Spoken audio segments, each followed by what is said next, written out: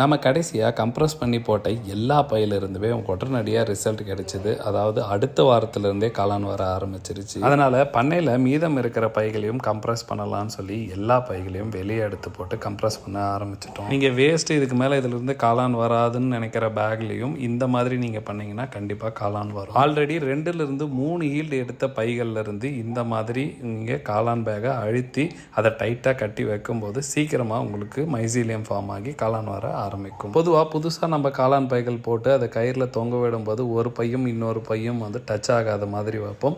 ஆனால் இது ஆல்மோஸ்ட் இப்போ வரப்போகிறது தான் கடைசி ஈல்டு. அதனால் ஒரு பேக் மேலே இன்னொரு பேக் அந்த மாதிரி தொடர்ந்து 3 பேக் கூட வைக்கிறோம். ஒரு பேகும் இன்னொரு பேகும் படாத மாதிரி வச்சோன்னா நமக்கு இடமும் பத்தாது, அதுக்கான அவசியமும் இங்கே கிடையாது. அதனால் கம்ப்ரஸ் பண்ணுற பேக்கை இந்த மாதிரி கூட வச்சுக்கலாம். சிப்பி காளான் வளர்ப்புக்கு தேவையான எல்லா பொருட்களும் ஒரு 500 ரூபாய்க்கு தமிழ்நாடு ஃபுல்லாக ஃப்ரீ டெலிவரி பண்ணிகிட்டு இருக்கோம். உங்களுக்கு இந்த கிட் வேணும்னா ஸ்க்ரீனில் தெரிய நம்பருக்கு கால் பண்ணி வாங்கிக்கலாம்.